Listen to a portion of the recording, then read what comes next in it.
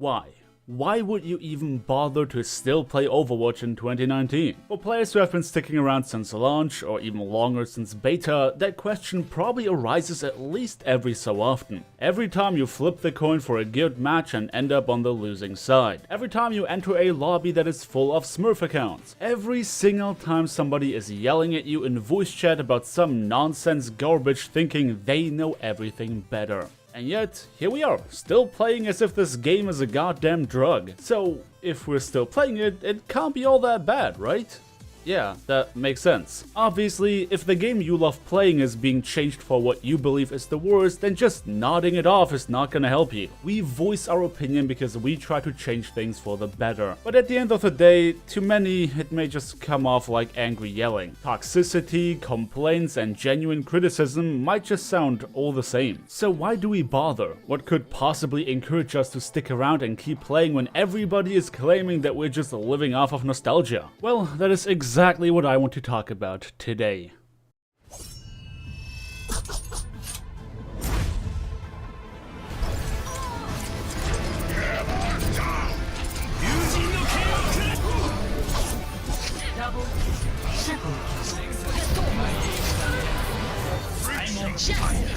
Overwatch has a way of empowering players that honestly not many other games do. Of course, the polish, the fluid animations, the great sound design, the awesome characters, all of this adds up to a very impressive package, creating a game that just feels great to play. The way you click heads as Widowmaker, the way you deflect bullets as Genji, the way you shoot orbs as Zenyatta, and the list goes on and on. All of these things they just feel great. Pressing the button and seeing the feedback is simply great. And no, not every button that you press displays masterful elite gamer skills, but they don't have to. As long as it feels good to press the trigger in an FPS, you are already more likely to forgive many other sins. And in that same way, as long as it feels great to use your abilities in Overwatch, you are also longing to keep doing it. And the biggest part of that power fantasy obviously comes from your ultimate ability. As much as some of them are more impressive than others, more often than not, it feels like a carefully timed press of the Q button can turn the tide in your favor. Uh-oh.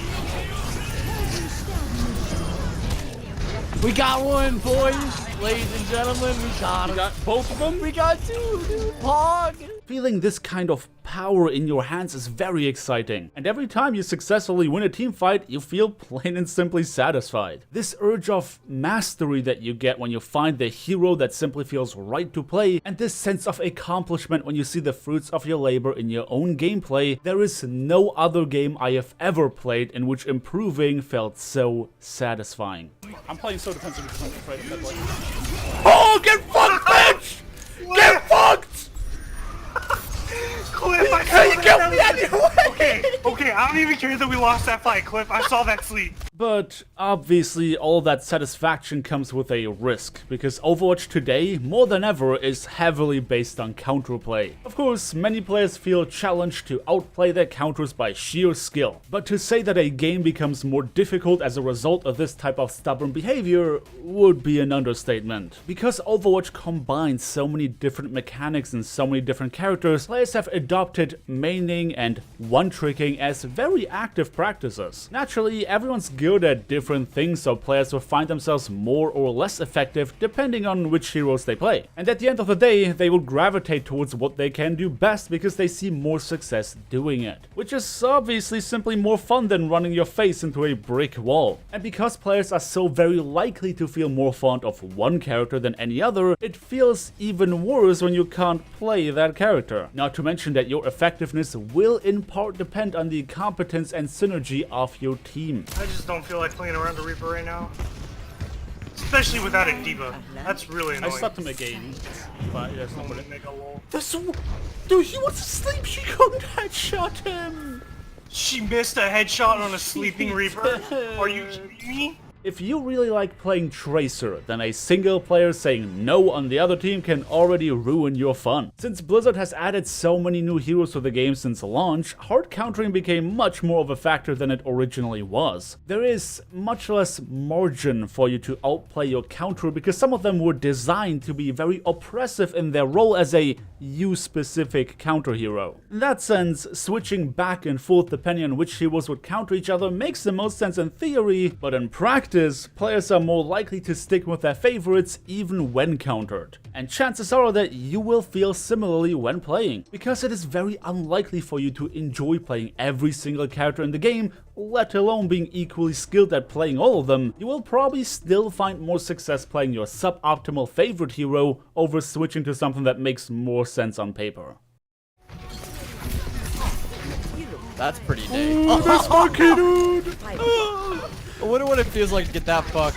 As good as it feels to play that character and use those abilities, the worse it feels when an enemy decides that your fun time is over. And hell, even a teammate can do the same by simply leaving you to your own devices. Quite frankly, the game does not put in any effort to teach you otherwise. While you might assume that your common goal of wanting to win should motivate you and 5 other players to work together, in reality, you quickly learn that wins and losses are about as reliable as a coin flip. As such, players are motivated to play selfishly for themselves because a loss while playing their favorite hero still has the potential to yield some kind of enjoyment over a victory while playing a character you despise. And that is a damn shame, because the absolute best experiences arise when the whole team is on the same page. It's just unfortunate that these scenarios are created more by chance of players ending up in a team with others who just so happen to play heroes that work well together, than players' willingness of actually wanting to cooperate by default. What the game is lacking is some kind of incentive for players to step outside their comfort zone and feel motivated to learn different characters to provide some level of variety in their hero pool. Instead, most of the feedback you get from the game when it comes to how much success you're having and how much you're enjoying yourself primarily comes from engaging in much more selfish behavior. Obviously, the absolute best experience is to be had when playing in a full team of your own friends, but realistically,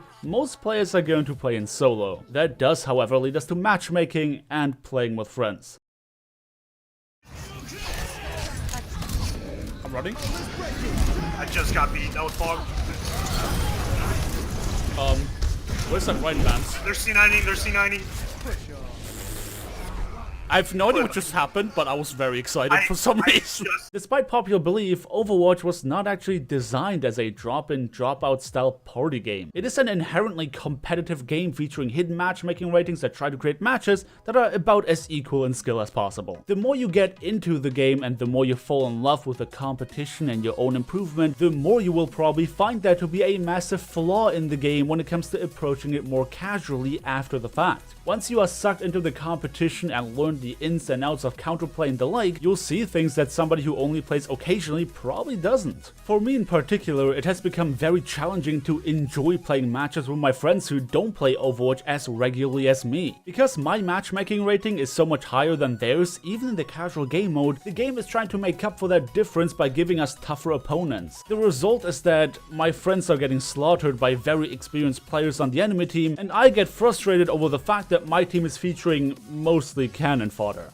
The more you learn and know about the game, the more your matches feel like coin flips. Not only from a win-loss perspective, but also just when it comes to having fun while playing. In fact, the less you care and the less you know, the more fun you're probably gonna have. As long as you are occupied with a learning process, you are probably having a great time in Overwatch. Some of the most fun periods in Overwatch for me when playing solo was when I decided to learn new heroes. Wins and losses become secondary to simply learning how to get better. But if you only like playing a couple characters, you're probably gonna hit a frustrating wall in your progression once you reach your skill ceiling. It is, admittingly, a bit of an odd situation, because Overwatch is an inherently competitive game when you look at the structure upon which it was built, but simultaneously, you're much more likely to enjoy the game by never engaging in said competition. And just as weird as the fact that, being a team-based game, Overwatch actually does not do anything to encourage team play. In fact, most of the positive feedback you get from the game is when you decide to say, fuck it, I'm doing what I want.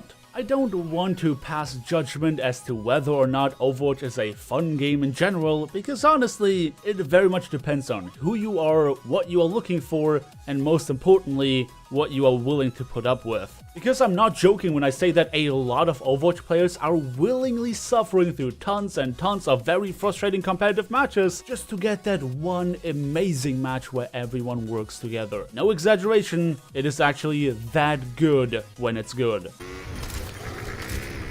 Get your bubbles ready, Nate! Oh my god, you guys! But obviously, yeah, it is also that bad when it's bad. What? Are you shitting me? Reloading clip. He so blue shattered me. Listen here, Widowmaker. I'm the best Anna in A. Why are they so ulting me over and over again? Primal? That is so toxic. This is a decision nobody can make for you, but let me tell you, there's a reason that so many of us bitch and moan on the forums rather than just moving on to other games. And of course, a lot of us do play other games, and a bunch of us have also quit the game because we couldn't stand it anymore. But so many Overwatch players are staying just because of how much we love the game. And that only works because there is a lot to love. Huge! I slapped him off of it! Let's go, dude! Let's go, dude! Let's go!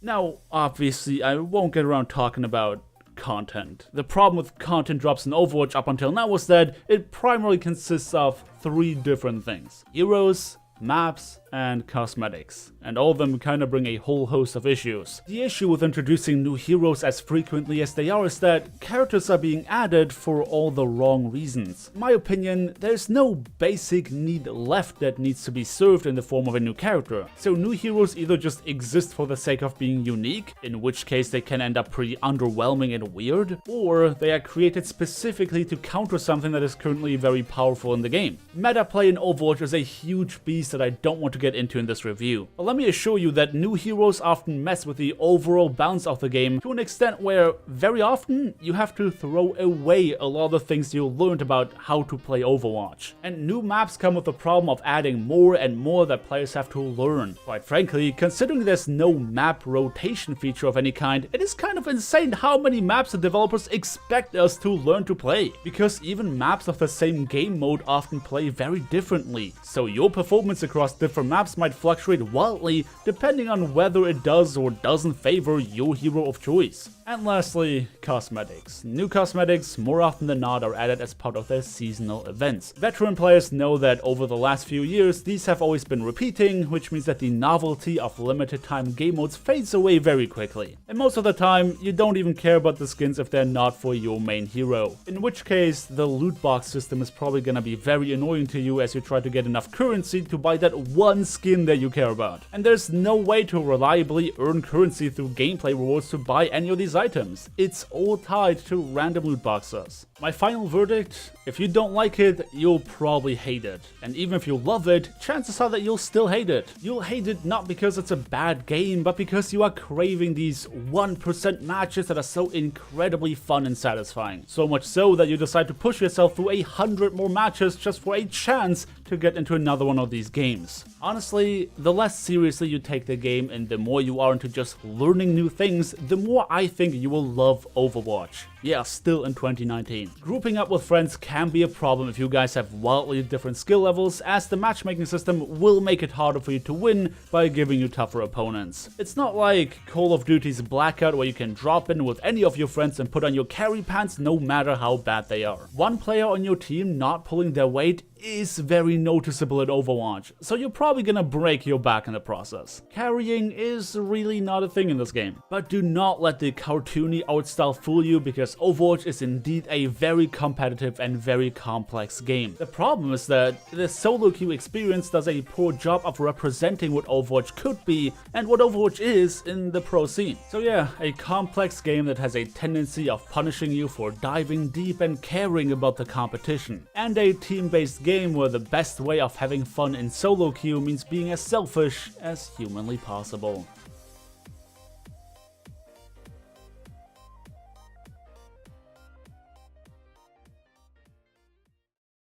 None of us died a single time. Wait, we didn't? Road to you died. No, I did. Birdie Yeah, died. He died to a I diva died- bomb. Oh, yeah, no, because he's I died to a boosted. fucking diva bomb that shouldn't have even killed me though. I was inside the train. Welcome to my worlds. That happens to me all the time when I play with you guys. Look, that was that stupid glitch where Why diva bombs can't the kill you speed through of light walls. be faster so I can play the video game with my friends?